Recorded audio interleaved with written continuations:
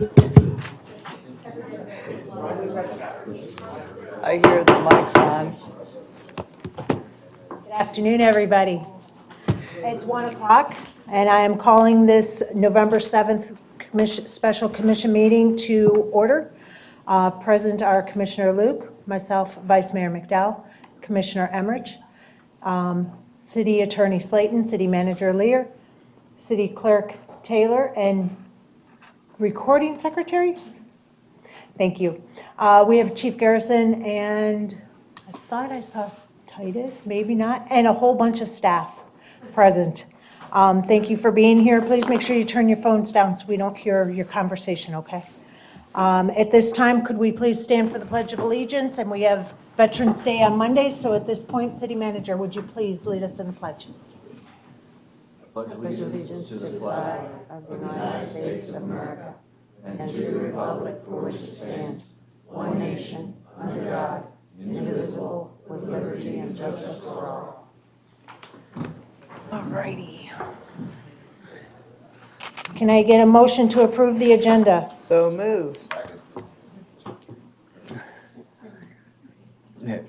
Vice Mayor, Manager. I need to pull item 4A due to advertising.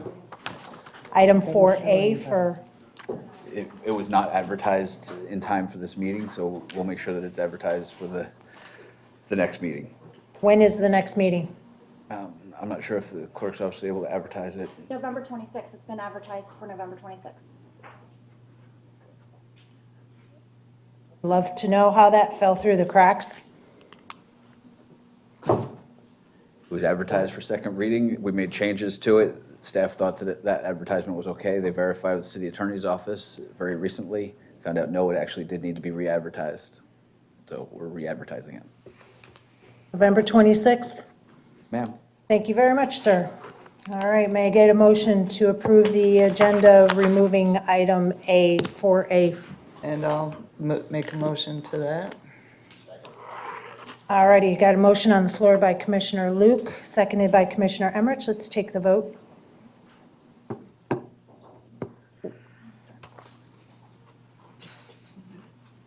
Thank you.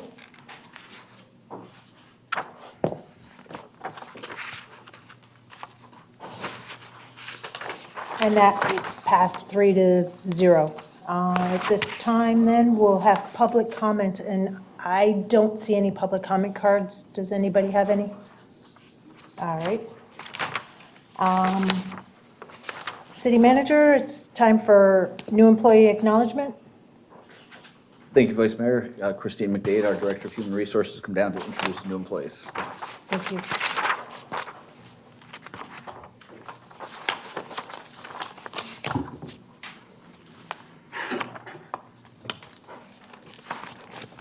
Good afternoon, for the record.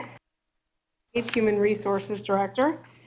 It's always my pleasure and honor every month to introduce some of our newest members of our team.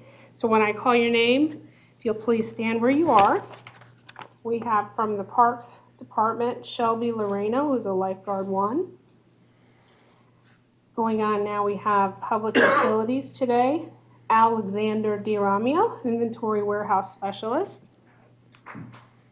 Melissa Hershey, Collection and Distribution Tech 1. Drew Johnson, Collection and Distribution Supervisor. And finally, we'll move on to Public Works. We have Michael Colvin, who's an Equipment Operator 1. Shane Ketchum, Equipment Operator 1. We have Tara Musselman, Section Administrator. Derek Neugebauer, Solid Waste Refuse Equipment Operator. Oh, Negebauer, correct? I work on these names with these guys before, so I want to correct myself. So then we have Adam Orlazorio. Oh, no, Orologio. Again. Thank you, Adam. We practiced that. Equipment Operator 2. Craig Satterley, Solid Waste Refuse Equipment Operator as well. So on behalf of the city, I wish you the best in all you do here, and thank you ahead of time for all the hard work you're going to do. Thank you. Welcome to the city. Has everybody already started? Already hard at it. All right, thank you very much. Thank you for being here, and good luck. Moving on to a presentation by the Police Department, City Manager. Thank you, Vice Mayor. I'll call Police Chief Todd Garrison down. We'll go through his presentation.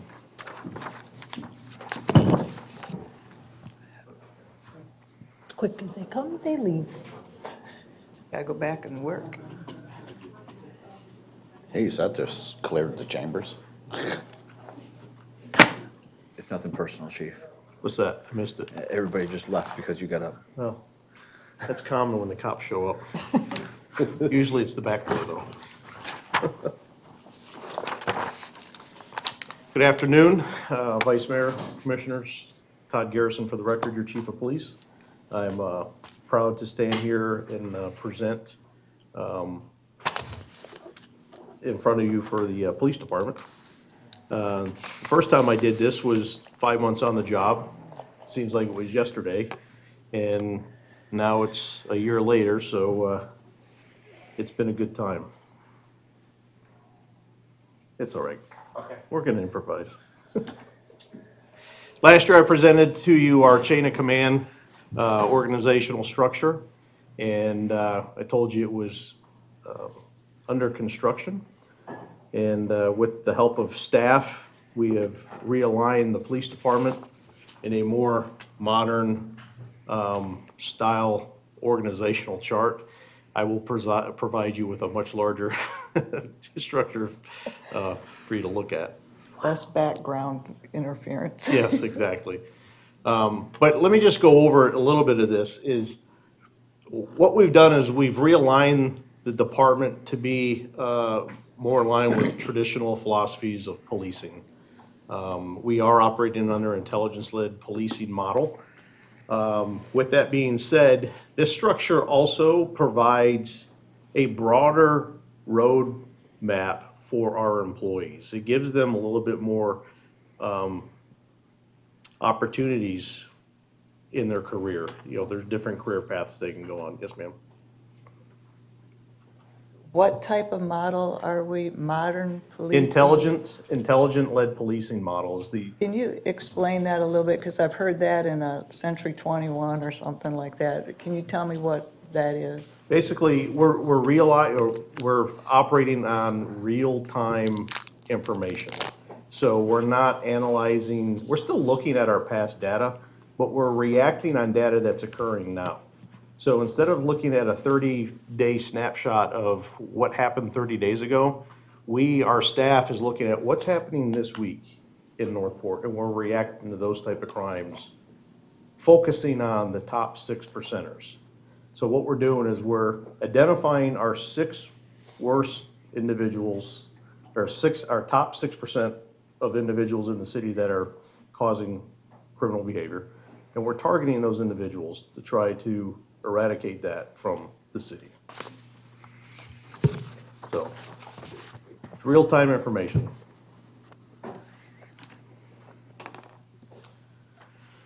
In the last year, we've been busy with the support of the commission. We've added the 4 traffic unit officers, 4 additional patrol officers for West Villages. We've created an additional patrol zone up in the West Villages area. We've included an applications technician to our IT section and a property evidence technician. We've also added a homeless outreach officer, which is assigned to our community policing component. One person, because there was something in the social media, they thought 4 people were. Oh, yeah, assigned no, homeless. right. One person is going to be our homeless outreach person, but they are attached to our community policing unit. So when they need additional help and resources, there's other people to pull from. But that person's primary focus is homeless outreach. Chief, can you hang on just one second? I can. If you guys could write down your questions after his presentation, that way then we can hear his whole presentation. He might get some questions answered during the presentation, if you don't mind. Go ahead, Chief. So that's an exciting new feature that we're going to be having. As I've said, we went through the department restructure. We've implemented and deployed the body-worn cameras. We've also just added a explosive detection canine, who's currently in training now. And that asset is going to be utilized at all of our city events and spring training games and stuff like that. So that's a huge asset to have in the city. I want to add that explosive detection canine was donated by a local resident. And we also added a drug detection canine, which is a single-purpose canine. That dog will only be trained to sniff out narcotics. That was also given to us by a donation from a citizen. We're targeting our community outreach. This city prides itself in our civic outreach. The police department is a big stakeholder in that. We're proud of that. We also did the completion of the Citizens Public Safety Academy, Coffee with a Cop, Pizza with the Police, and National Night Out. All of these events have been greatly received with the public and tremendous turnouts. Currently, we're at 117 sworn with 41 civilian, totaling 162 personnel. That does not include our volunteer workforce that we have, our VSAs and our volunteers, who tremendously impact our operation and save the city a tremendous amount of money. What we've done is we've compared the Northport Police Department with 10 other agencies throughout the state that are comparative. And as you can see, per ratio, sworn to citizen ratio, we're at 1.65 police officers. Oops. Just joking. The statewide average is 2.4 per 1,000. So as you can see, we're below the statewide average. However, as the slides go on, it's not necessarily a bad thing. We believe that we have a relatively low crime rate, and the question is, do we actually really have one? In an effort to see where crime is reported, we compared it to the 11 different cities. We compare our uniform crime reports, which is a reporting mechanism for the FBI. We compared the last 3 years of 2016, 17, and 18 of our Part 1 or violent crimes. On there, you can see what is listed as a Part 1 crime, and that's really what drives our numbers, our Part 1. We looked at a 3-year average. Okay. Calculated percentage difference and actual difference for each category. We heat mapped the averages for quick visual presentation. And as you can see in the green, the numbers look pretty good. So as you can see, Northport there, the dark green is very low in comparison to your other cities, red being the worst. So if you go across that bar there, Northport's looking pretty good overall, especially compared to other cities with our municipality size. Want us to look at that? You good? So comparison of averages, numbers are boring, but basically what I can tell you is that the men and women of the Northport Police Department are doing a very good job. But we're not doing that alone. We're doing that with the help of the community. We have a tremendous support with our community here in Northport, and they are helping us solve crimes. And with these numbers, it just shows that, you know what? The men and women wearing blue are doing a pretty damn good job. Because of that, lowest crime rate index rankings, Northport, #1 for the lowest crime rate index. As you can see, relative to our brothers and sisters across the state. Crime statistics are down. I know you saw some news footage last year where crime was up in some categories and this and that. Some of that stuff is an anomaly. You know, some of the stuff we can't control. But right now, we're on target to looking pretty good. So we do citizen surveys. So we contact our citizens after they've had police interaction. And our volunteer, ask a series of questions to our citizens. And 94% of our citizens feel safe in the city, 6% not safe. But we read these, my whole command staff reads these surveys and we react to them. And 94% is pretty good. Some people are not going to feel safe regardless of what happens. As you've seen, I'm sure in the local media that we're hurting for space at the police department. And our feasibility study is being completed and will be presented in front of you guys in December. But with that being said, we're busting at the seams right now with the police department. Currently, we just transitioned a closet into an office. Our conference room, we've converted to dual workspace. I have people working out of a closet outside of the building. They have to walk out into the elements to get to their work location. So we have analyzed every possible workspace, available space in the department, and we're completely maxed out. So with that being said, next month, you guys will see the report from the consultants, and we'll be provided with several different options that are possible.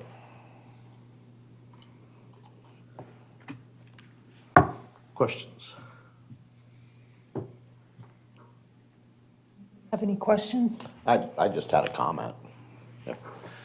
When you were on your slide on the 94% of the citizens that feel safe and the 6% that don't feel safe, since the low crime rate, I'm just assuming that 6% is possibly the criminal element. It very well could be, sir. I think that's where that number's coming from. They feel because I pretty think safe too. Well, Yeah. they can be safe and secure too, but, no, I think you guys are doing a fabulous job. We've come a long way in the city. I've been here forever, and I think we're at the cream of the crop right now. I think you guys are doing a fabulous job. Well, thank you. And, when I took this job, I told you guys that I wasn't going to be a chief coming in here to be soft on crime. And that's the message that's been conveyed throughout the troops. We're here to do our job, and we're here to keep Northport safe. And we're going to do whatever we need to do that. So I'm going to continue moving forward, and we're going to put pressure on the criminals committing crime in our city. Thank you. That's all I had. Thank you, Commissioner. Commissioner Luke? I like to know definitions to understand some of the charts that you have here. So can you explain to me the difference between larceny, burglary, and robbery? Robbery is taking a property by force. Larceny is, I'm holding something and you're gonna come take it from me, that's Right. robbery? right. Okay. Larceny is a simple theft. You left your stapler on the counter, I walked by and I took your stapler. Is there a dollar amount to larceny? For felony and misdemeanor, yes. Anything over $750 is a felony, and under that is a misdemeanor. And your third one was? Burglary. That's entering or remaining within a structure to commit a crime. Excuse me? Entering or remaining within a structure or dwelling to commit a crime. So basically, if I enter your house without permission and I commit a crime within, that's a burglary. My academy days. That's happened to me before. You didn't realize it was going to be a vocabulary test, did you? Oh, it's nice. I mean, that has occurred to me before, so now I understand why the charges were what they were. The feasibility study coming back, I don't know what all you're looking at. I mean, it shows the outside on that last slide. Are we going to be looking at all of the interior as to how it was designed initially and what they think they can do with the interior? Yes, ma'am. There's I think they call them bubble graphs or bubbles, whatever. Yes, you will see the interior of the police department. You'll see a bubble overlay of the space needed, and another bubble overlay of what's projected for future growth. So yes, you'll see the inside and outside makeup of the existing police department. Okay.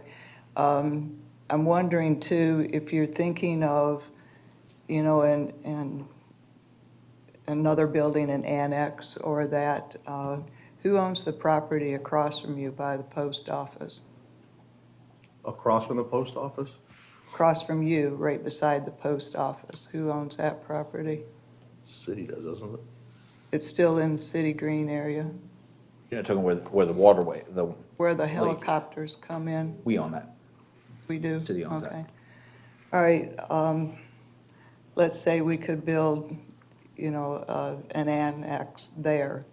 I know the 911 operators operate out of the police station, and their dispatchers, I know it's a $1.2 million operation. To me, it would be logical, because that's a huge space that they fill, to be able to have an annex that would house them, would house your, He's buying, sorry, ma'am. We want to hear that conversation. Well, Deputy after all, Chief. they are serving you all tonight if you go to Buffalo Wings and Rings. Tip big. Apparently they're tip paying big. too. put the 911 over in there, and I would hope, because it is more of a, county gets it first and then throws it to us, so it's kind of a redundant secondary type of operation anyhow. So I'm hoping the 911, we start getting some funds to that, because that is a very hefty bill to be paying when it's like a secondary call. But have you thought about having an annex that would house your 911, house maybe your property, the things that are confiscated and have to be stored, the files, and have that in a different area where that structure, it's only 13 years old, that structure could house more of the officers themselves, and you guys would be to yourselves. Right. With the consultants, we're looking at a lot of different options. But what we have to look at is what's going to happen in the future? What's going to happen after 2020, 2030, 2040? Are we going to be in the same boat? So we are looking at different options of could you technically build a different facility and start putting different things elsewhere? You can, but you have to look at what are we duplicating when we do that? So it all comes And down. that's what I was talking about, the 911 services. It is a duplication of service. But if it's something that the people feel that they want to pay for, then it can be housed anywhere. It's dispatching. That is technology. I have been a manager in those fields before. So it doesn't have to be in the same house as the officers. Right. And that's a big space. Actually, I would like to see emergency, EOC they call them, and have the dispatching and stuff like that in an EOC office, and have it fortified, have it, be really good, and have your dispatchers working out of that. I think, ma'am, with the city manager's direction, I think that is one of the options that we are looking at, is incorporating possibly, if we do some type of a build out, incorporating some type of an EOC in that structure. So is that within the feasibility study? Yes. Awesome. That's all I got, ma'am. Thank you very much. Can you bring up your slide that shows the comparisons to the other cities? And I know that it's. Which one? It says cities, departments, comparisons. I don't see a page number on it. The one that shows we're the best. Just okay. Right This there. one? That one. So I see that it's going by population. What about land size? We're one of the largest cities in the state. And how does that compare for land? I mean, so if you have the city of Bradenton's police department, I don't know what their land mass is, but it's 25 square miles. And then we're 105. How is that, does that get relayed by the law enforcement? Actually, they don't analyze that. They don't analyze the No, land? But we have to look at that. Right. Because, you know, as your chief, I have to provide those police services from border to border, whether it's east, west, north, south.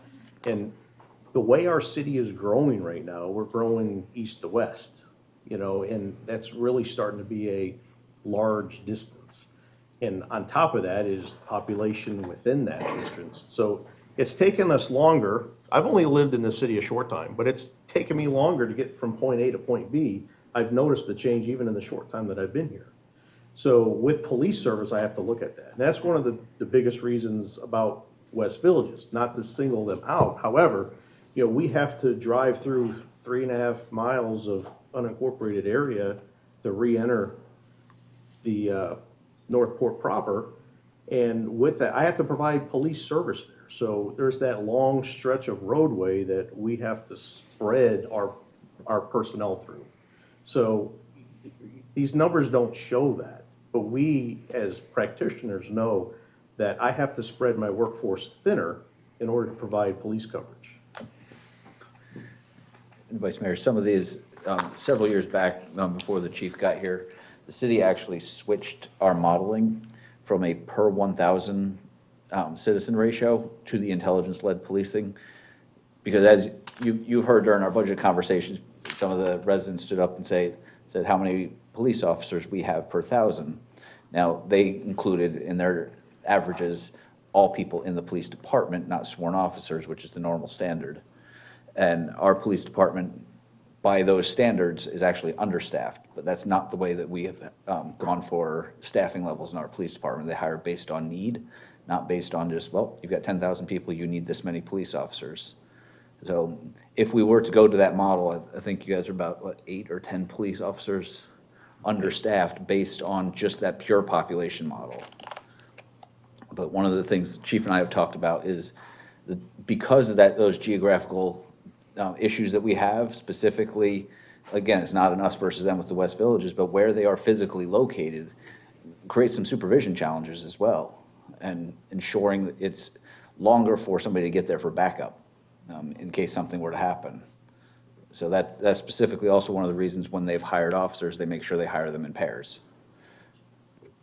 Thank you. Well, it's not even, if we had all of the county, I mean, if 41 was all Northport, you still have the same problem. I mean, it's getting from one side of the city to the other side of the city, and it's not necessarily because it's them going through the county to get to that point. No, but It if we could be did- the entire city, it's just getting there through that 3.5 miles. I- Doesn't matter if it's county or if it's I hear what Northport. you're saying, however, I don't have any jurisdictional responsibility for that In the stretch, so county. my personnel is not there.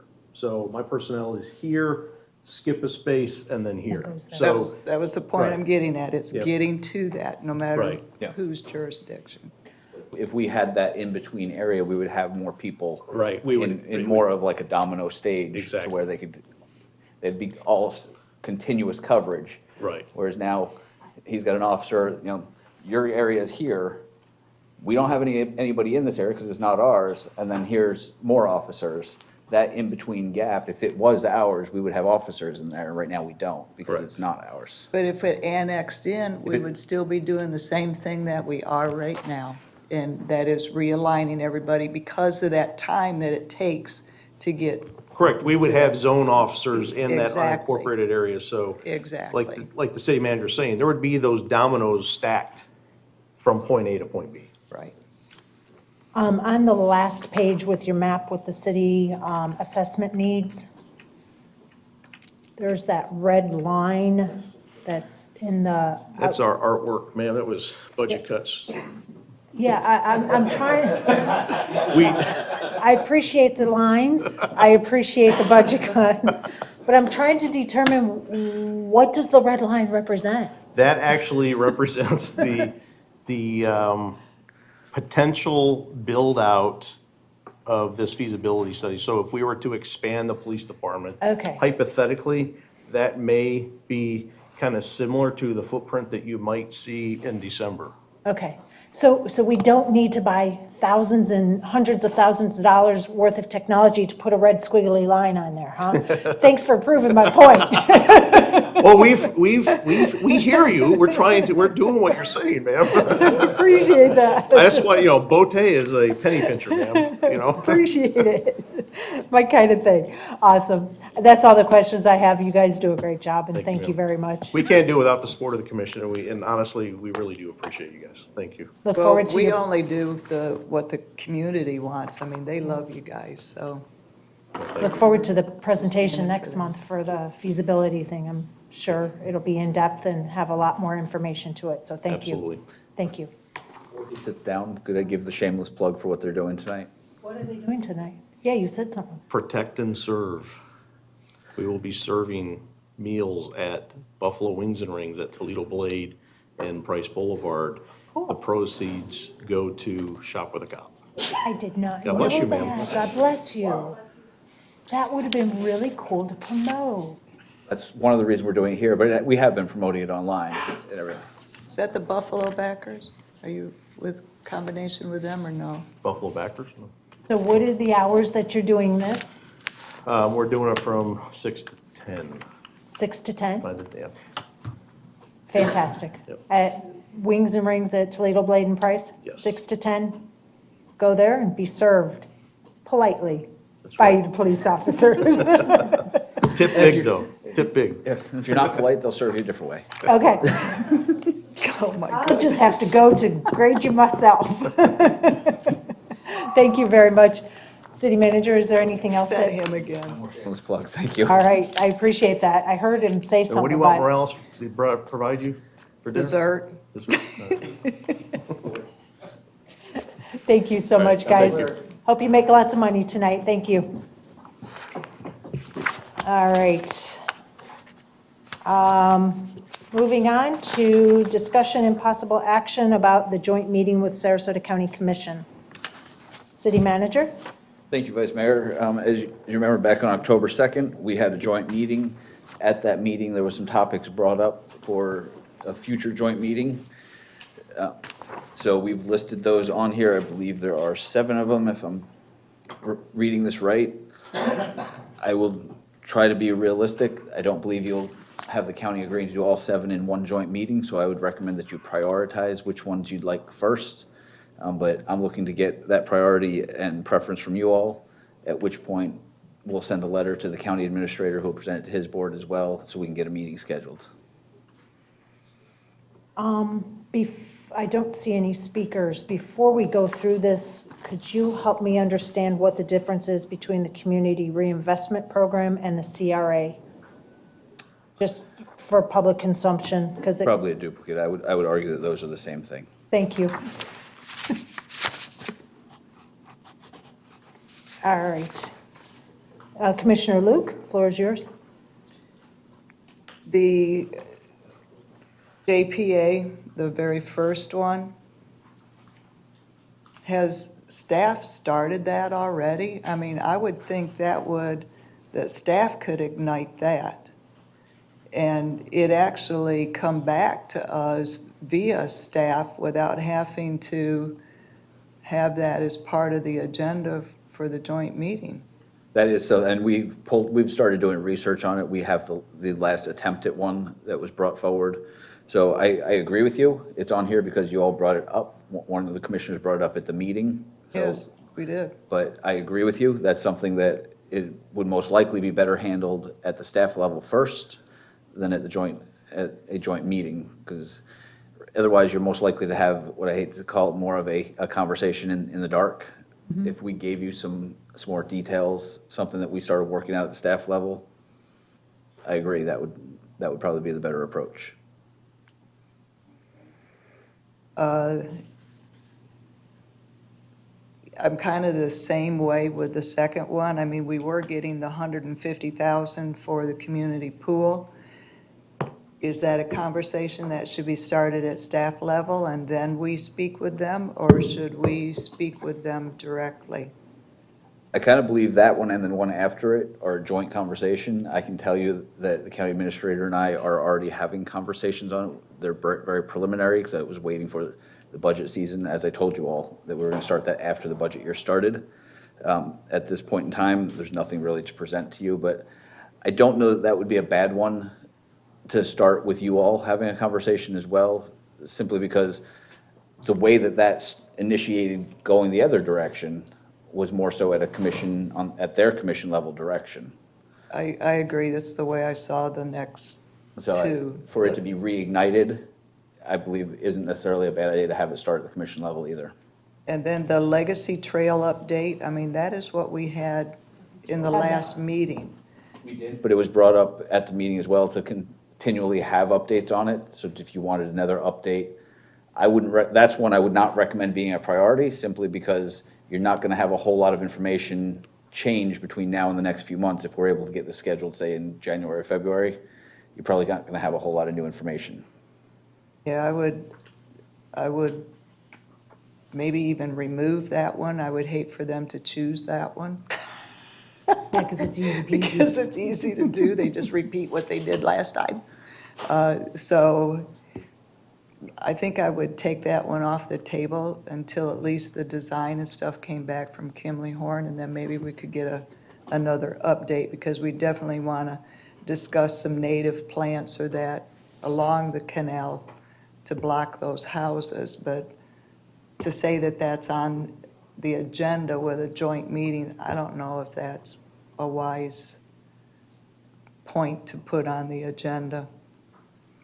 The 911 funding, most definitely, that one I see the same as number 2 and number 3. It's a conversation that we need to articulate with that commission. And that one, I, as you all may remember at that meeting, it was discussed that the county administrator is going to be sending us all a letter. We haven't received that. I can tell you in conversations I had with him, actually one of them this morning at about 5 o'clock. He's working on the final draft. His emergency manager had some family issues, so it's been delayed a little bit, but I expect we'll see that in the near future.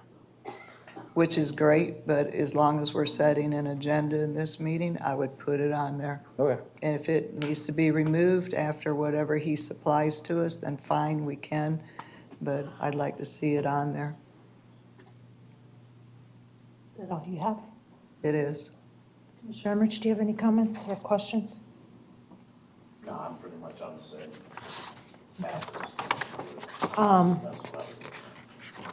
So I kind of have a little bit of a different take on this disposition of county funds. I think it would be helpful to know what the county has funded in the past besides the $150,000 for the YMCA and the parks that they take care of now.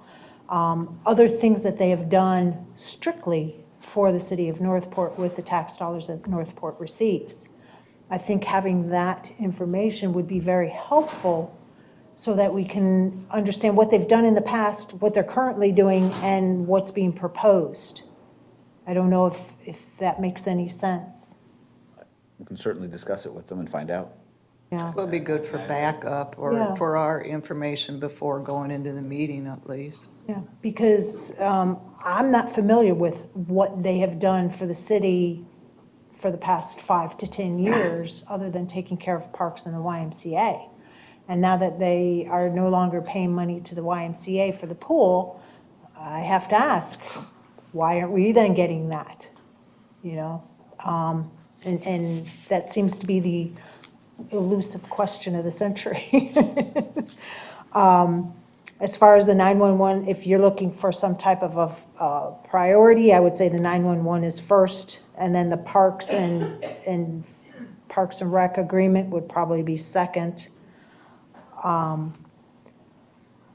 Don't really know what their, I know former Commissioner Carasone had mentioned about the CRA and the Community Reinvestment Program.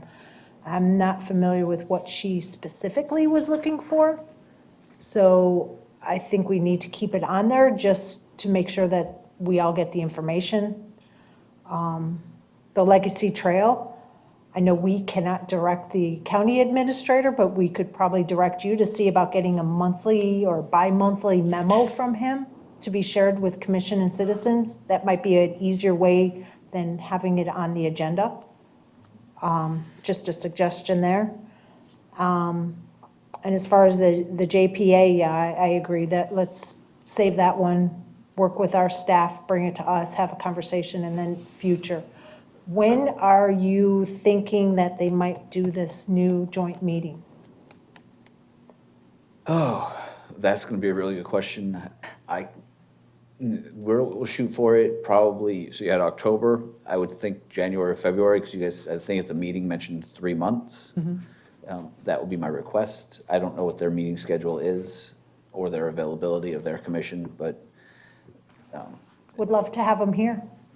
Kind of like we've been taking turns, so and that was the conversation last time, is that the next time it would most likely be here, so, post you know. them. Well, we had it in Venice as the in-between. I don't mind going up to Venice. I mean, and them coming down to Venice. I think it's a perfect place. Yeah, That's a little give and take. Yes. yeah, but I also think it's really good for the county commissioners to come to the city of Northport, and that within our residents, if they want to ask them questions, because it's a public hearing, they can ask them questions or comments and stuff too. And I remember our first joint meeting that they had here, they were really impressed with how pretty and everything looked and how well the city is, and kind of remind them I think I was a about, good month into this position at the time, it was lovely.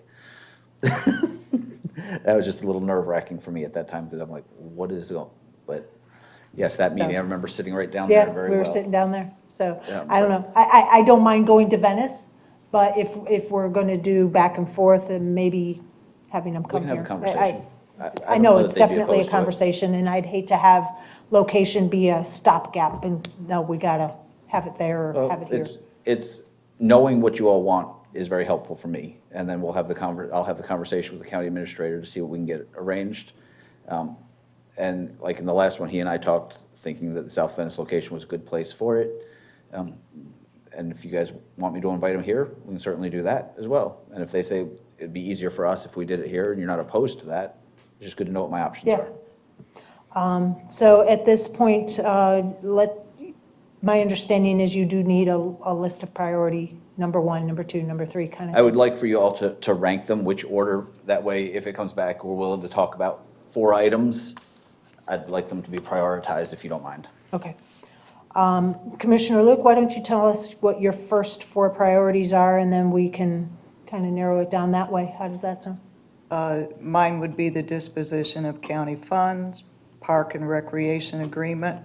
Probably I would put those 2 as 1 and 2, because both of those are going to affect our budget this year.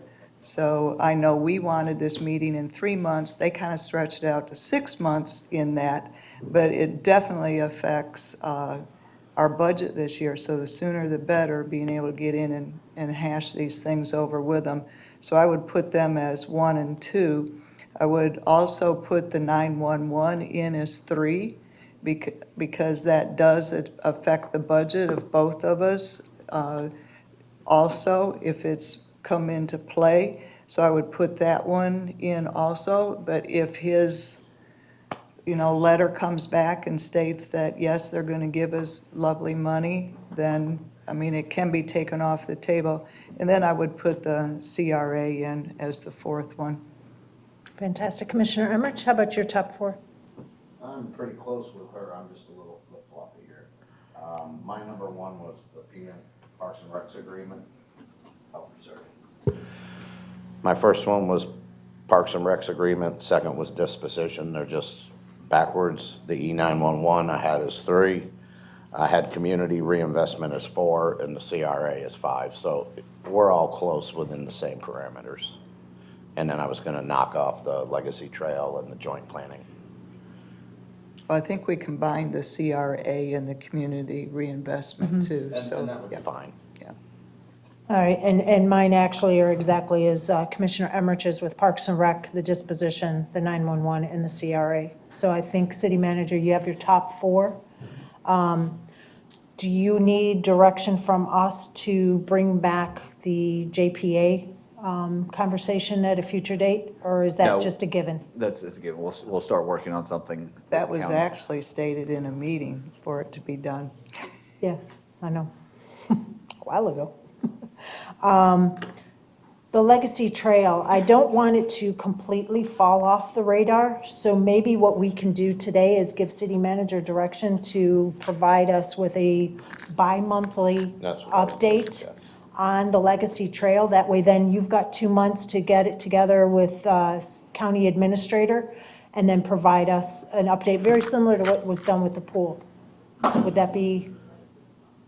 That was bi-weekly. I just want to make sure. I know, but we're going to do this because nothing's going to change with Legacy Trail at this point every week or every other week. I'll work with the county administrator and get updates as often as they're willing to give them.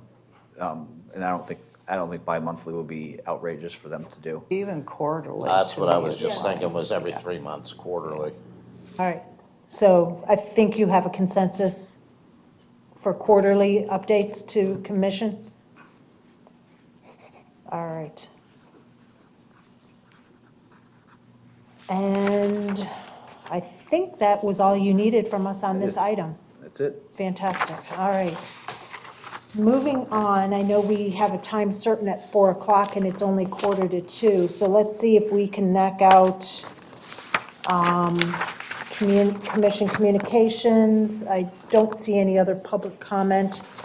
So seeing no public comment, I'm going to start with communications, and actually I'm going to go first because I was the chair at the meeting that we held with the PZAB, that joint meeting. And after the meeting was over, I was made aware of a very extremely disrespectful comment to our fellow citizens by members of their board. To me, if I had heard those comments during that meeting, I would have immediately asked for an apology and had him leave the chambers. Since I didn't hear it, I have to address it now because I was the chair of the meeting. City manager, I know we can't do anything about another board, but this board is at our, I don't know what the right word is, disposal, our Discretion? Pleasure. pleasure. Okay. But I think we need to have a larger conversation on how we are going to handle this situation. We have a meeting coming up on Tuesday. The agenda's already posted. And I need to know if we can amend that meeting to have this be a topic of conversation on Tuesday. Well, I appreciate you bringing that up. I also received the information. I also had a request from another commissioner to add that to the agenda for the 12th. As you all know, though, your rules require that any item to be added by a commissioner has to come to me by Monday at the end of the day, so I can get it to the clerk's office. It wasn't here by then, so I'm not going to violate that rule based on a request of one commissioner. So we've already worked on an agenda item for the November 26th. That being said, the agenda item is actually just showed up in my inbox as ready to be approved for that meeting, but we do have time to amend the November 12th meeting if it's the discretion of the entire board. I don't have an issue doing that. I'm sure the clerk's the one that actually amends it, but the agenda item would be ready if you all want to. Timeliness, it can be done. I just need the three of you to tell me that you're okay with that. Okay. So obviously, I'm a yes for having this be on this coming Tuesday's meeting. Can I get a consensus from the rest of the board? I want to articulate something. These mics are hot, All the time. and I know we're talking about an advisory board member who did something, but the commissioners up on this dais have done the same thing. And so what's good for the goose is good for the gander. And I would state that on the 12th, if we're going to discuss disciplinary type actions toward advisory board, you better attach it to yourselves too. So I don't mind the discussion, but I'm not going to hold somebody to a different standard than what I put myself to. Well, and I hear what you're saying. I was not a chair of a meeting that I heard the disrespectful comments to a citizen. Had I been a chair, if a commissioner had said disrespectful things to a citizen, I would have definitely called them out on it right then and there. But because I was the chair of that meeting, I felt the need to make sure that this gets addressed. Well, as I stated, I don't mind discussing it, but please know, I'm not going to be pointing a finger at one individual as though they're the only one that's ever done it and holding an advisory board, you know, at a stricter disciplinary, ethical type thing than what the commission is held to. Well, I guess that'll be part of the whole conversation then. Yep. Commissioner, so are you a yes or a no? Yeah, put it on whenever you want to, but to me, what's good for the goose, good for the gander. Commissioner Emmerich? My thoughts on this is, yeah, it needs to be discussed, but we are missing two commissioners right now. They're out of town, they may not even be aware of the situation, so coming back on the 12th, they may not have no knowledge. I would think it would be best of us to wait to the following meeting to where they can get their digs in, see what's going on, and then they can form their own opinion. That's a good thought. That's the only thing I'm thinking of, is for the fairness of this board to all be able to participate. We three know what took place via the emails, but So does, the request came from one of the ones that's not here. So I tell you, at least one of the others knows about it and is the one. and they want it on the 12th, or That's- they? Yep, well, he requested that it be on there as soon as possible. So, and honestly, had it not been requested, according to the rules, I could have amended the agenda. But because it was requested, a commission request can't go on there unless you all approve it in a situation like this. So Yeah, because it happened Tuesday and the deadline for agenda items is it's the day Monday. before. So that's why I'm asking for a consensus. So if it appears that they're aware, I got no problems with it then. I just wanted to be fair for those members, that's all. All right, I think City Manager, you have your consensus, 3-0, to go ahead and put it on the 12th meeting this coming You'll see Tuesday. an amended agenda coming out soon. All right, thank you very much. So that, getting back to commission comments, I wanted to jump in on that right away. Commissioner Luke, do you have any comments? Commission comments? Communications. Communications comments? The health fair yesterday was really awesome. It was over the top. Kudos to that department for what they did. There's been a lot of city things going on, and it's been a lot of fun. Tonight's concert in the park too, isn't it? Tomorrow. No? Tomorrow. Tomorrow? Tomorrow. Oh, today's not Friday? Rules, I thought yesterday was Friday, so. All right, Jill's going to have a concert in the park today. After her wings? Yeah, after I'm served.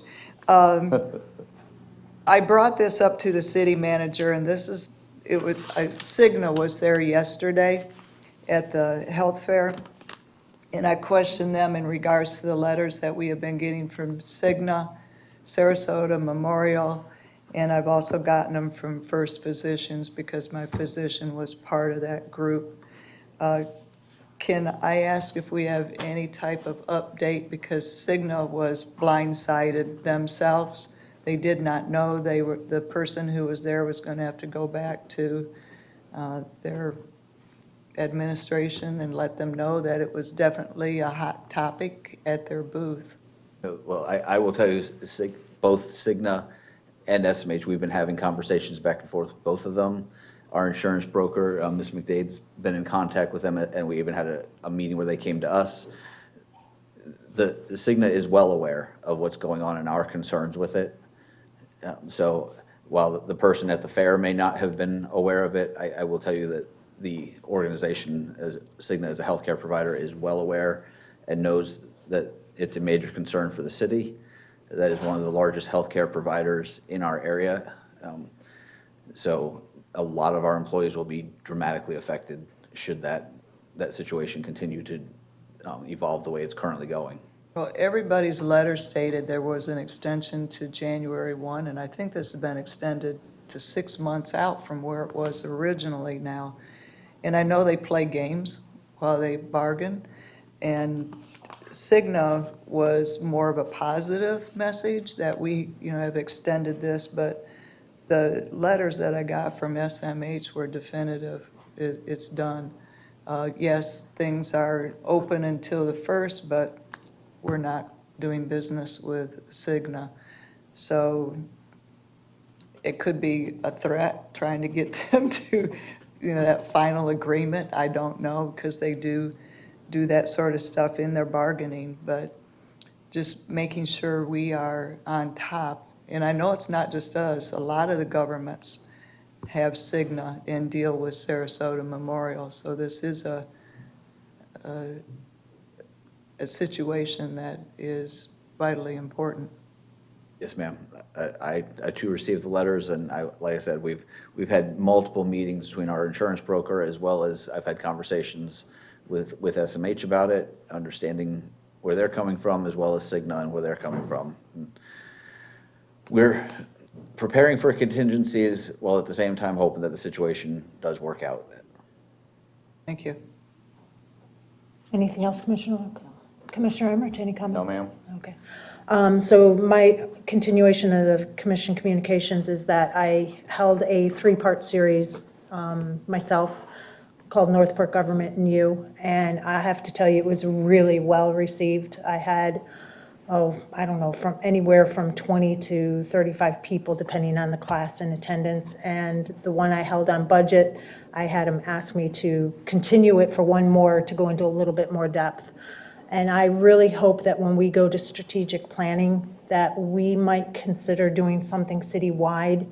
And you don't have to use the phrase Northport Government and You. It could be Civics 101, it could be whatever you all want to call it. But we really, after hearing from the people during the town hall of an educational kind of thing, I think maybe this would be the way to go and kind of focus on it in the upcoming year. So I just wanted to share something positive and hope that it'll be remembered when we do strategic planning, and focus on trying to educate and our citizens, because I think they are hungry for more information and a true understanding of how it works. The town hall was well received. I think there was, about 170 people there or something like that? Depends on whose numbers you want to go with. Okay, so what are yours, city manager? My estimate, just looking at the audience, was somewhere around 100 and something. The newspaper said several hundred, so. So I like their somewhere in number 'cause it between is sure the does make it truth. sound awesome, but I don't believe there was quite that many. I think if we, and I think this board has made it clear that we want to do this on a regular basis, it should be for the city of Northport. And that's the end of the conversation, the city of Northport. There are many different areas in the city, 105 square miles, and I think the entire city needs to be focused on. And I am grateful for everybody who came out in the conversations. And I think that is all. Can I speak to that? I'm in total agreement. I mean, this is the second one that we've held that was focused on West Village, Villages. and we have not focused on anybody or anything else. And I think it does need to be the history of Northport 101. I think the presentation probably could have given a little more history or detail to the annexation and what annexation means, how we had to go through it. But it's not just the annexation of West Village. Right. We went from 5.5 square miles to 105 by multiple annexations. So letting Heron Creek and Panacea and letting them know how we came up with activity centers and how it's, what do you call it when it's an overlay, when it's overlaid over the zoning. I mean, giving that type of information I think would be great. A little disappointed that there wasn't a reel of photos of the entire city. So at the next one, I'd like to see something like that too. But overall, it did the job. I think it was a good first step. And I had several of them come up to me afterwards thanking for the information. So thank you. And I think while November was a good time to do it, maybe February, March might be a better time because we have a lot of snowbirds that are here. I mean, they're they're taxpayers, property owners that are here just for a few months out of the year, that might get more people to come in. So those are just some of my thoughts on it. So I'm sure we'll have a larger conversation at another time, but I do want to thank everybody for their efforts on that, especially staff in the booths. A lot of citizens were very grateful to gain additional information about a specific interest that they had, so thank you. That's all of my comments. City Manager, do you have anything? Well, along the lines of what you were talking about as far as events going. We've had a couple of events where we're trying to get more and more information out. You all received an email link to what I did with Comcast called Newsmakers. That was, I think, they approached us as a way to help get some information about us, about a couple of specific topics.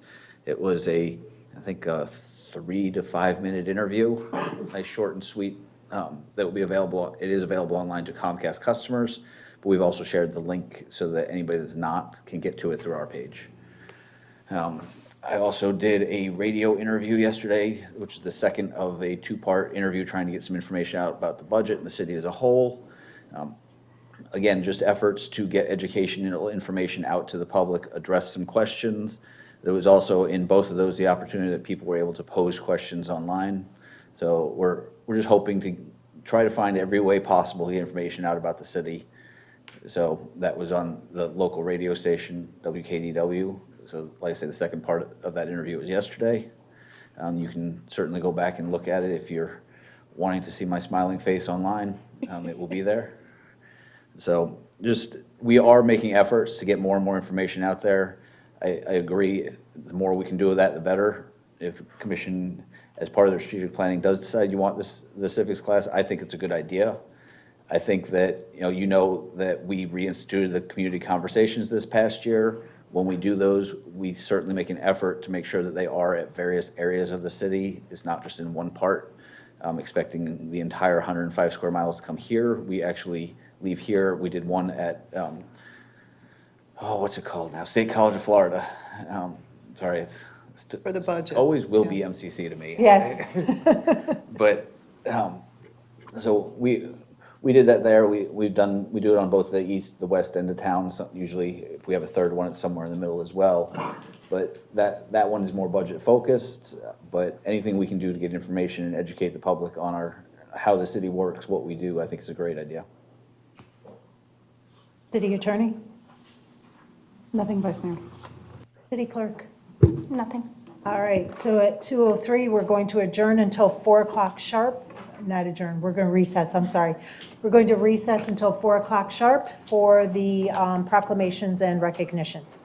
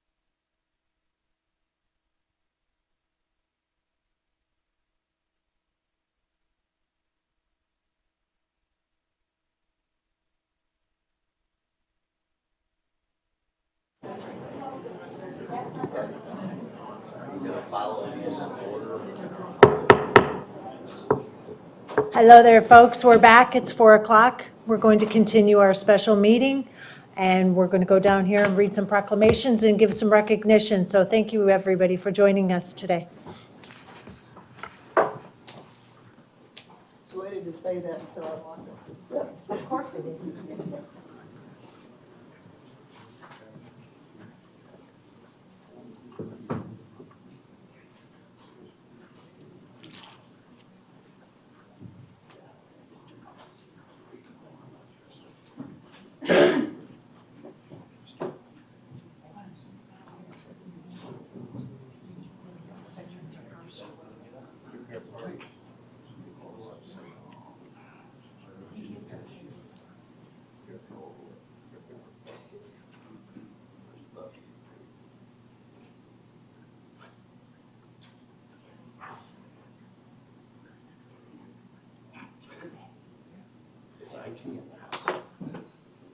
Somebody know how to push a button?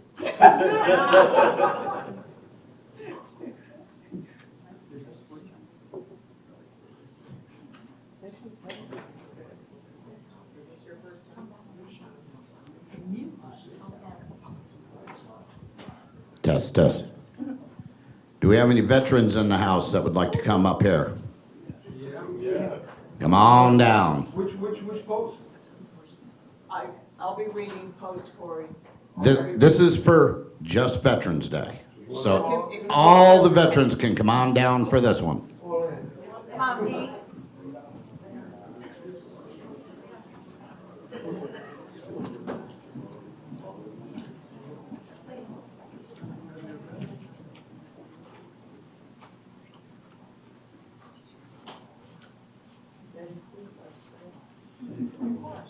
Any staff member that's a veteran, anybody that's a veteran, come on down.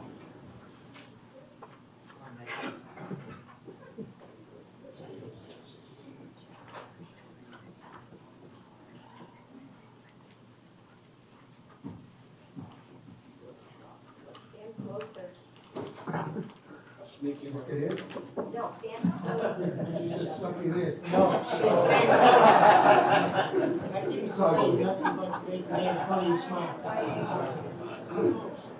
Yes, these gentlemen are veterans.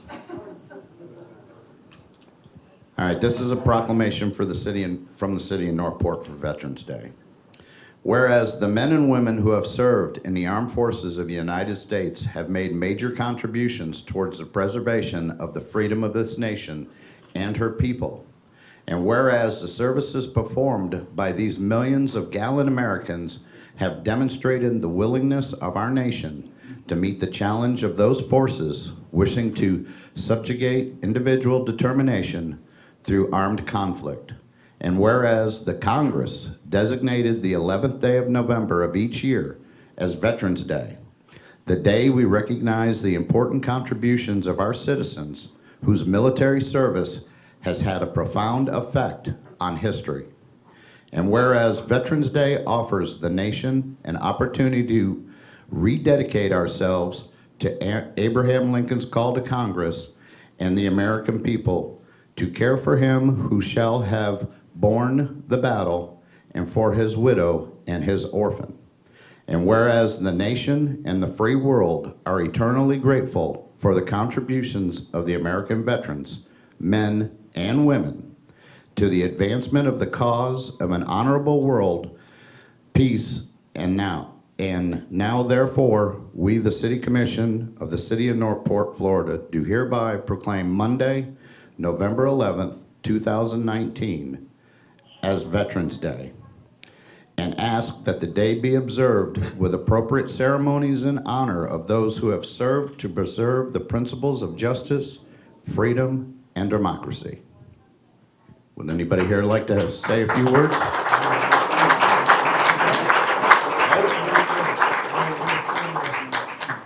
Would you like to say something? I won't sing. Well, that's quite all right. Again, you see us all here? We're the guys that you walk up to, you say thank you for your service, but also say to them, we got your back. That's more important. Thank you again, commissioners.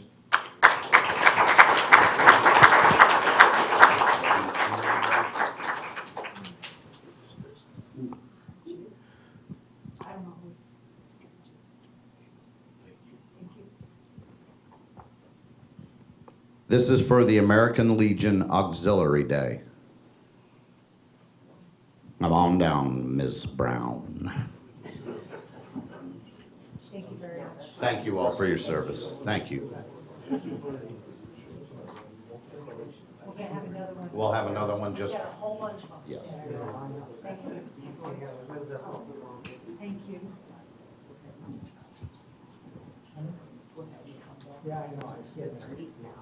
Ah. Brown wheat. How about just Roberta? Thank you. This is a proclamation for the American Legion Auxiliary Day. Whereas the establishment of the auxiliary to the American Legion was provided for at the first National Convention of the American Legion in 1919. And whereas the American Legion Auxiliary's founding purposes are as consistent as 100 years ago, the rehabilitation of our veterans, serving our community, providing for our children and youth, helping with disaster relief, and peace and security in our country. And whereas we thank the American Legion Auxiliary for its most important service to our nation that has been achieved in its effort for national security. And whereas an American Legion Auxiliary Day, we shall pause and remember with profound gratitude all the women who have helped achieve aims and purposes of the American Legion Auxiliary, for they know what wartime service truly means. And now, therefore, we, the City Commission of the City of Northport, Florida, do hereby proclaim Sunday, November 10th, 2019, as American Legion Auxiliary Day in the City of Northport, Florida, and urge all citizens to join with us and remember all American Legion Auxiliary members and their dedication and devotion to our nation. Thank you. Thank you, Pete. I just want to invite everybody to come out on Sunday. We're going to have birthday cake, party, food. Come help us celebrate the American Legion Auxiliary's 100th birthday. What time? Oh, 1 o'clock. 1 o'clock, there will be entertainment too. DJ. Karaoke? Thank you. No karaoke. You never know out there. Yeah, that is true. Thank you. Thank you so very much. Thank you very much. Thank you very much. Thank you. Thank you. Thank you.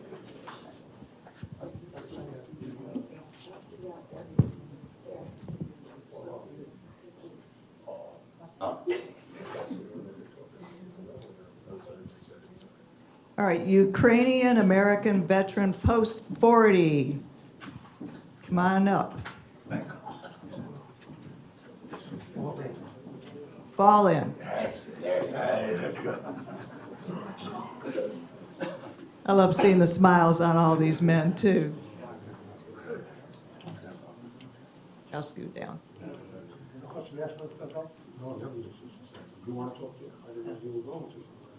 We'll let you both talk. How about that? Sure. Oh. Don't you want to go away? There's some officers in here that will prohibit that. Thank you. All right, whereas the Ukrainian American Veterans Post 40 will celebrate their 20th anniversary with a banquet to be held at Heron Creek Country Club in Northport, Florida. And whereas the Ukrainian American Veterans was established in 1948 when a group of the World War II veterans gathered together on Memorial Day weekend and started a national organization.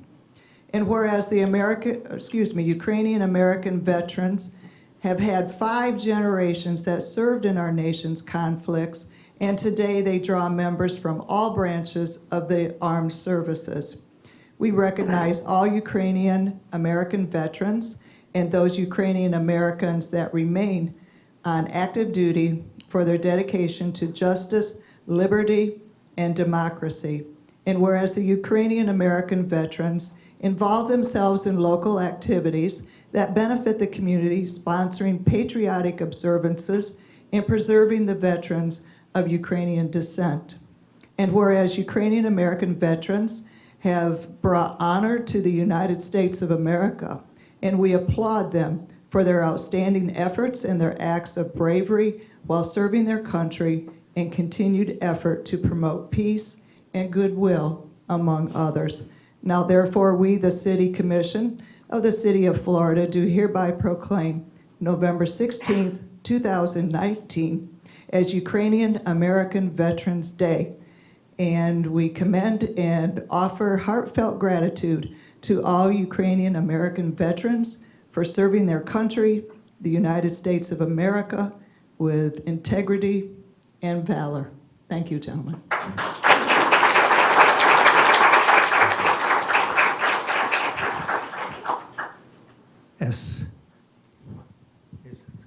As organizer of this post and first national commander, I want to thank Commission for recognizing our anniversary, and I want to thank you, the community, for supporting us over the past 20 years in all our endeavors that we had associated ourselves with the city of Northport and Southwest Florida.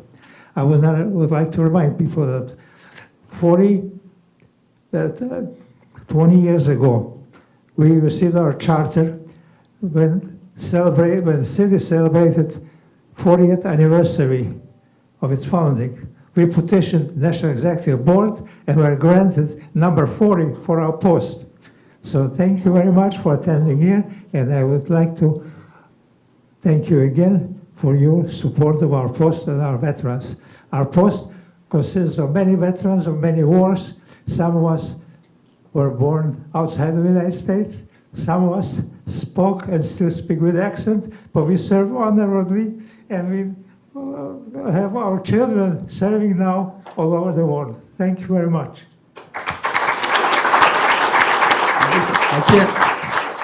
That's a tough act to follow. I can't beat that one. But I just want to give you one example. Now picture this. The American Revolution, 1776. Our first Ukrainian veteran fought in that war. So, okay? And then also, the raising of the Iwo Jima flag. We had a Ukrainian American veteran there. And to look on the brighter side, Jack Palance is a Ukrainian American veteran. Thank you.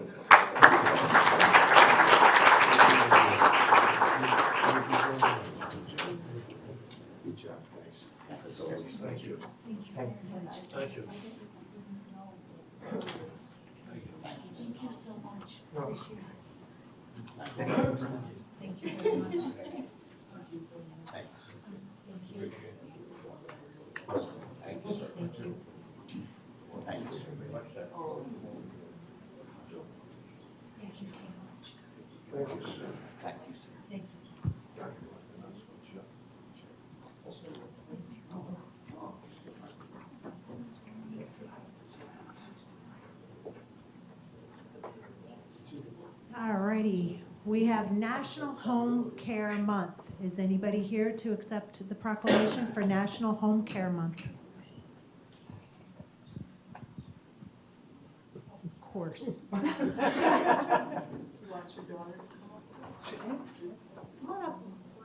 Yeah. We'll make it famous. Take care of Daddy at home. So this proclamation, whereas home care services provide high quality and compassionate health care services to more than 5 million Americans annually, especially in times of community or personal health care crises. And whereas 90% of the Americans want to age in place, and home care is the preferred method of health care delivery among the disabled, elderly, and chronically ill individuals eager to live independently in their own homes as long as they possibly can. Whereas home care services allow families to stay together and provide for greater health, dignity, and comfort in their communities. Whereas home care in the United States is a growing alternative to hospitalization or other institution-based forms of health care for acute and chronic illnesses, providing care to millions of Americans each year. And whereas 2 million everyday heroes, including home care nurses, therapists, and aides, will travel almost 1 billion miles in 2019 to deliver care and work tirelessly to provide professional support to millions of Americans in need of quality health services. And whereas those dedicated home care professionals and volunteers form a support network that continues to play a vital role in healthcare delivery for our nation's disabled, infirm, and aging population. And whereas Bayfront Home Health LHC Group, the National Association for Home Care and Hospice, and thousands of home care agencies across the United States have declared the month of November 2019 as National Home Care Month and are calling on all Americans to observe these occasions with appropriate ceremonies and activities. Now therefore, we, the City Commission of the City of Northport, Florida, do hereby proclaim November 2019 as National Home Care Month in the City of Northport, and encourage the support and participation of all citizens in learning more about home care and hospice concepts for the care of the elderly, disabled, and infirm. Thank you. Thank you very much. Working in home health, you get to see a lot of things in people's homes. It's not just the care that we provide, but we actually touch each person in their life. It's a lot like, you think about it, our EMTs are often unrecognized for all the work that they do, and we don't realize the amount of work that goes into it. But they're another arm of the home health that goes on and the help that's provided from within your home. So thank you very much.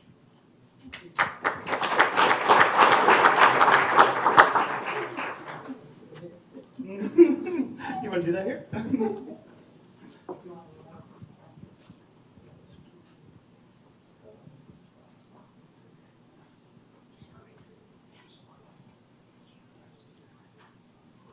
All right. How about our GIS folks? Come on down.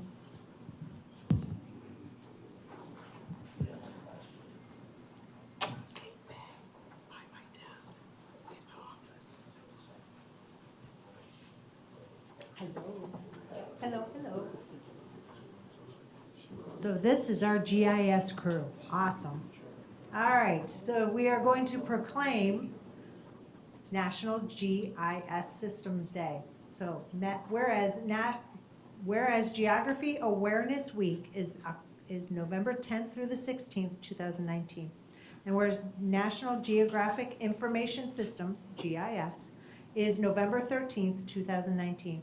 And whereas GIS is an important part of geography awareness, and whereas the City of Northport is committed to expanding geographic information services to the general public in order to showcase real-world applications with GIS.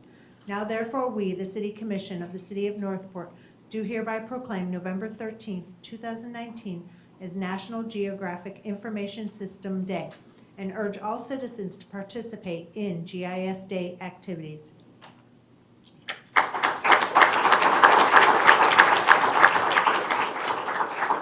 Good afternoon. Thank you, Vice Mayor and Commissioners. You know, GIS Day proclaims the science of where. GIS is a location intelligence platform that improves decision-making. And this year we will be showcasing our GIS work and products. And some of these include our current development web app. And this is used by both staff and citizens. Our new integration of GIS in our Public Works and Utilities Work Management System.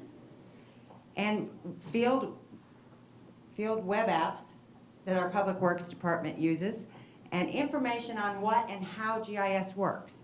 So please join us on the first floor lobby next Wednesday, November 13th, from 8:30 to 11:30 p.m. Thank you. And, sorry, I'm just checking to see if everybody was awake. Did you all want to say something? Well, thank you very much for joining us. See you on the 13th. Thank you.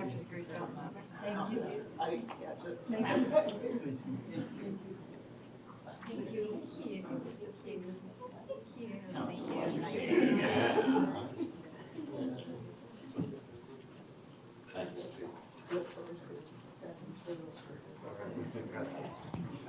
All righty, so now we do some recognitions. Is Melena Frederick in the house?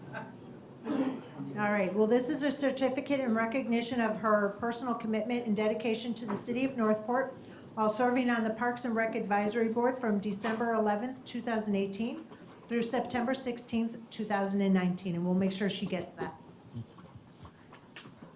How about Mr. Dobrin? This is in recognition of his personal commitment and dedication to the city of Northport while serving on the Public Utility Advisory Board from October 10th, 2017 through October 10th, 2019. And we'll make sure he gets that.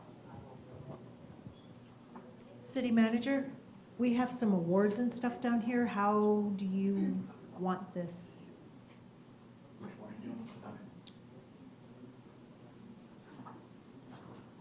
I don't know, do you want staff to present it? Thank you. So now we have some staff presentations. Thank you. I'm Juliana Belia. I'm the Public Works Director, and we have the largest department here at the city, 176 employees. In Public Works, we take care of the roads, the drainage, the garbage, the recycling, infrastructure, all sorts of things. The important thing to note is everything we do in Public Works, all of our field staff, everything is dangerous. And the call you never want to get is one of your people has been hurt, and definitely not by a concrete saw. So when that call came in that day earlier this summer, I mean, we immediately went out to the site, and I got to tell you, I got there in 10 minutes. And by the time I got there, my employee, Mr. Jamie Bush, had already been attended to by our paramedics, was already in the ambulance on the way to the hospital. And I mean, that's some kind of timing. He had a very serious injury, a very serious laceration to his face, and he ultimately had to be taken to Blake Memorial where he had some extensive surgery. But today is very special for us, and we wanted to thank our firemen and the paramedics for what they did that day for Mr. Bush. And he recovered very nicely. After the second week, his doctor said, okay, we're going to talk about when you go back to work. He said, probably 6 or 8 weeks. He said, that's not going to work. I need to go back Monday. He said, well, we might have to make it another week or so. But the point is, we greatly appreciate what the fire department did that day for Jamie. So at this time, I'd like to call up paramedics Jason Sosha, Sean Krajik, and Chief Titus, please.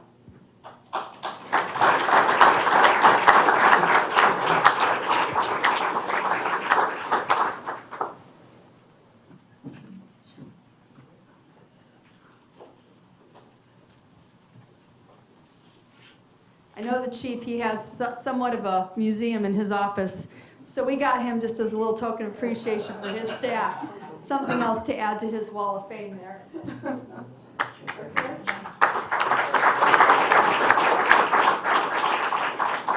Thank you very much. We appreciate it. Thank you. Jason? Thank you, Sean.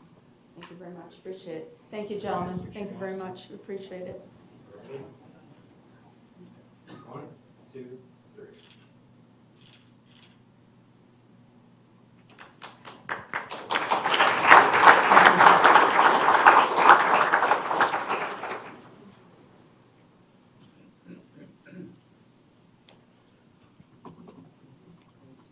I'm gonna shake hands, if I can just say something real quick, I just want to say, I got up here just because I'm the fire chief, but I really didn't. These guys do a great job on the street every day. Our EMS division, our medical director are in the back. They do a fantastic job, so it's an honor for me to be up here, but it feels a little weird because they did all the great work, but we thank you very much, and thank you, Julie, for. You're welcome, Chief. And I'd like to add, one of the things that's important to me is I like to know what's going on, and I like to know my people are taken care of. That day we had a budget meeting, and I got to tell you, the reason I'm especially indebted to the chief, he had me hooked up with his staff. I knew exactly where Jamie was every step of the way when it was happening, including making sure his wife got to him as soon as she could and his son. So for that, Chief, I thank you.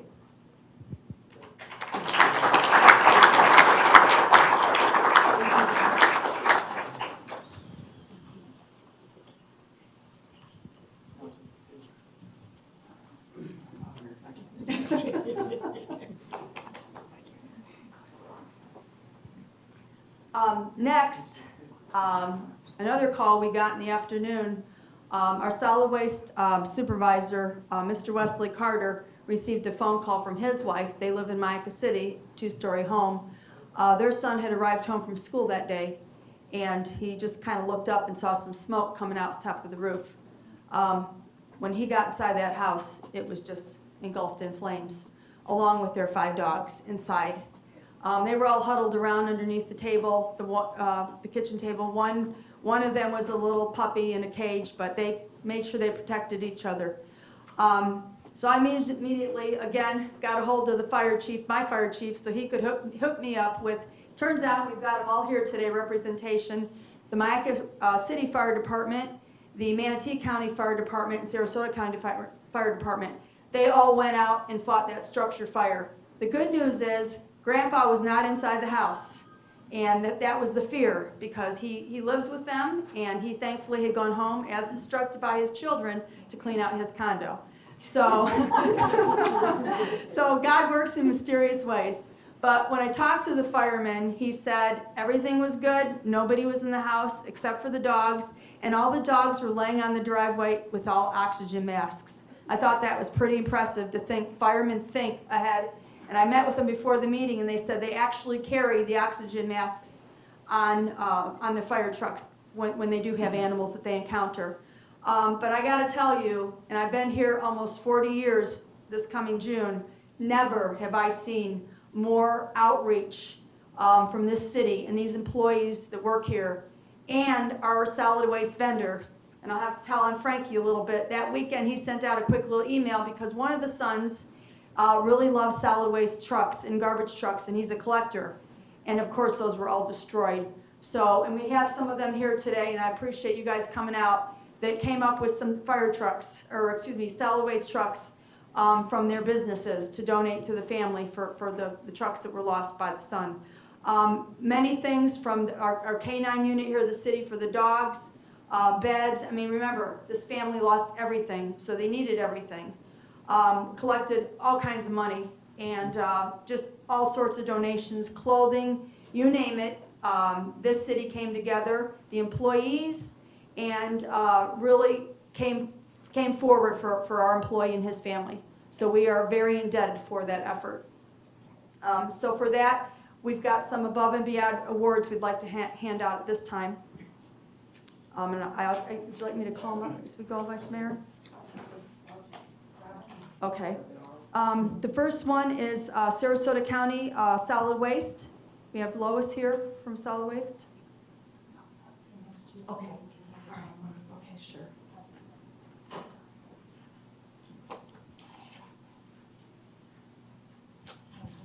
Yes, thank you. There you go, Lois. Thank you. Thank you, Lois. Next is...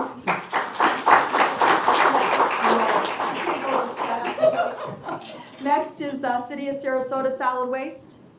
I don't know if they made it today. Okay, next is Sarasota County Fire Department. East Manatee Fire District. Mayaca Fire Department.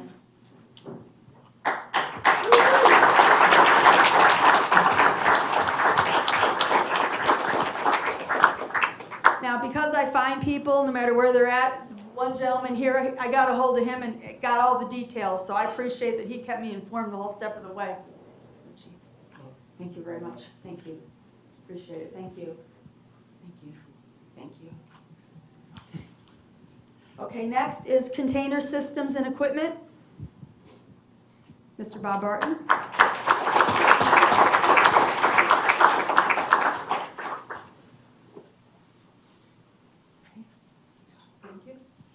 Okay, next is Kenworth and Central Florida. Waste Management. Southern Sewer. And second to the last, City of Northport. Pete?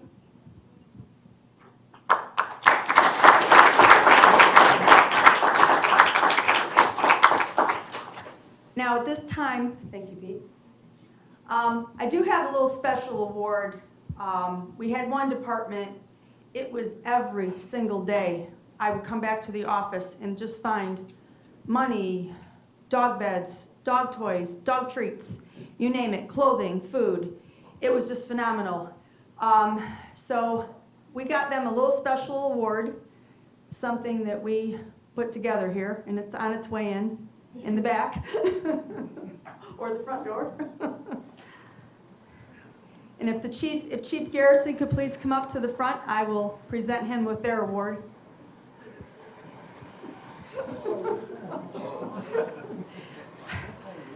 They've been telling me for a long time they want motorcycles, so we figured we'd get them to start it out. Now, I was dared to ride a second. You didn't do it, huh? That's not. Okay. There you go, Chief. That's yours. Thank you, Chief.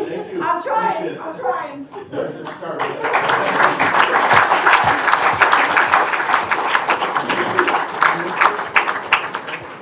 If possible, if Wesley and his family would like to come up at this time and maybe say just a couple words.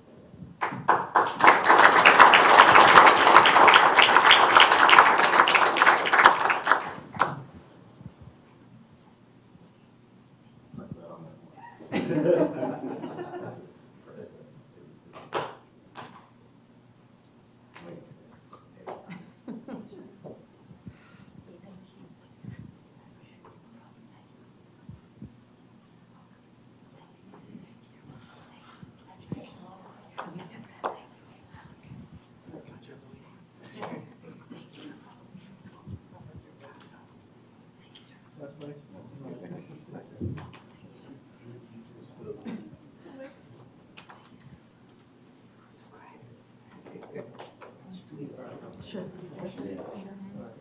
Don't go anywhere, we're going to try to grab a picture of all of us. If anybody knows me here, I'm never at a loss for words. I don't have a whole lot to say other than it was a rough time for us. And everybody in this room has made us whole at that aspect. Danny, I love you. All right. You're good people, you and Karen. Mike Hubbard and I were actually talking to a customer at a bunch of stuff in front of his house, and all I had to do was say, Mike, I gotta go, my house is on fire, and he got me back home. He pretty much fought me on the way home, on the way to the shop, my work home, that he was gonna drive me home, and I was like, I got it. I had to say it probably 30 times before I was able to get out of there by myself. I drove slow on the way home.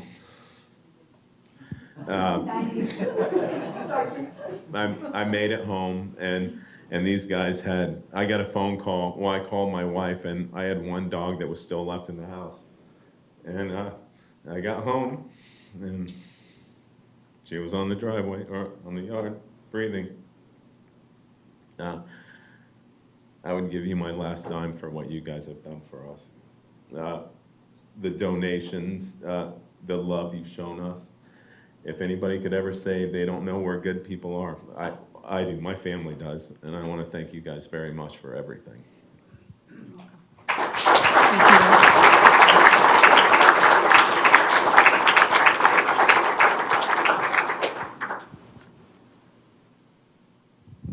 Thank you very much for coming out with your family, and I'm really glad you guys are all good.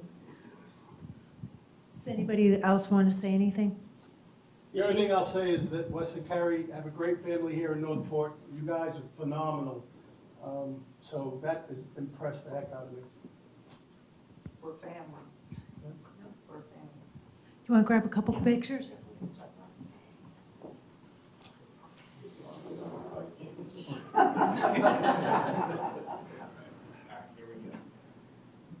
One, two, three. Thank you.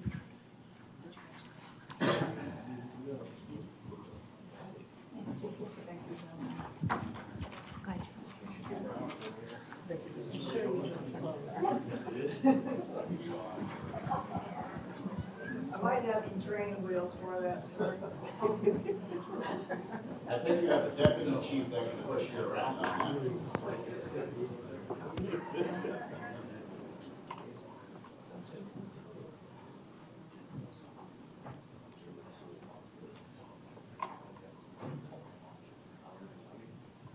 All righty, how about some Parks and Rec folks?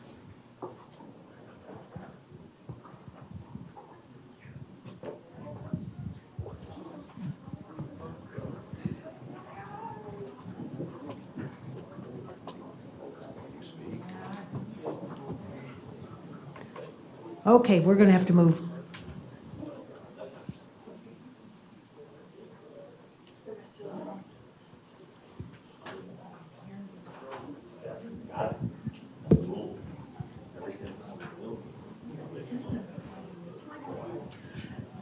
So this award is for your accreditation, and congratulations. I know how hard you guys all work to get this accreditation, and you are all to be commended. It's not just a Parks and Rec that gets the accreditation and how hard they work, but it was a citywide effort to help them get this accreditation.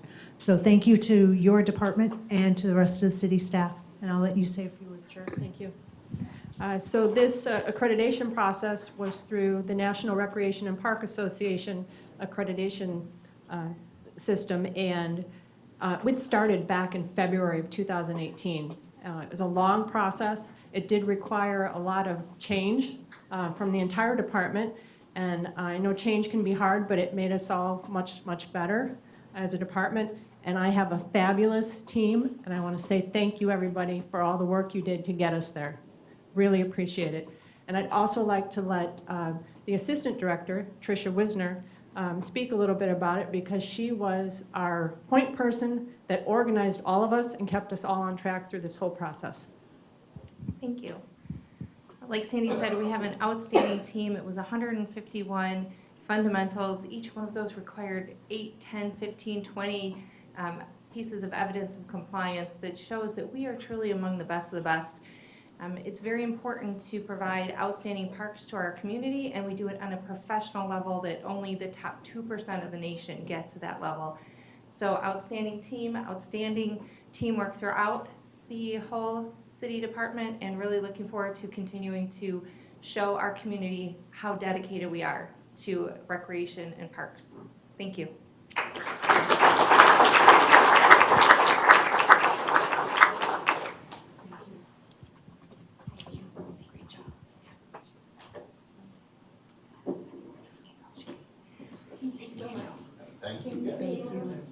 Nice job, guys. Thank you. Nice job. Thank you. Thank you. Nice job. Mr. Bill. How are you? Fantastic. And you, sir? Complain? Nobody listens. Well, I know, we never did. No change. Good job. We'll see on the slide. Faster. He can't sneak in. Surprise, surprise.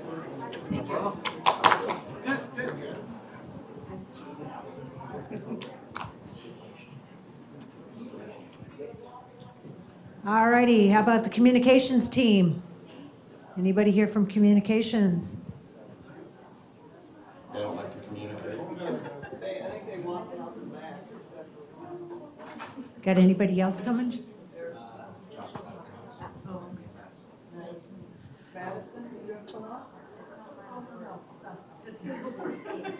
Is Julie coming up?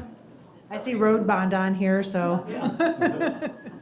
So this is a City County Communications and Marketing Association Silver Circle Award for marketing and tools and government services, and it says for the road bond. So I guess this is yours. Congratulations. Thank you very much. Okay. This is what we received this award for. It's a Silver Circle Award with 3CMA. And we spent probably close to 2, almost 3 years doing public education to the residents, to community different organizations, homeowners associations, et cetera, trying to educate them about what we wanted to do to have a referendum to float a bond for fixing 266 miles of roads. So because of that effort and the various marketing involved and so forth, we received an award for that. And took us about 5 years to rehabilitate all the roads, so that's what this award is for.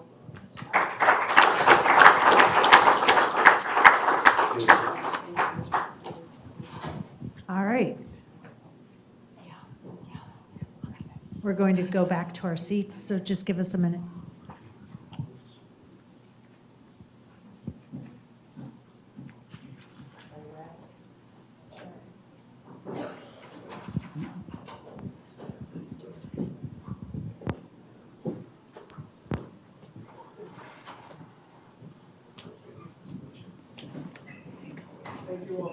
Thank you.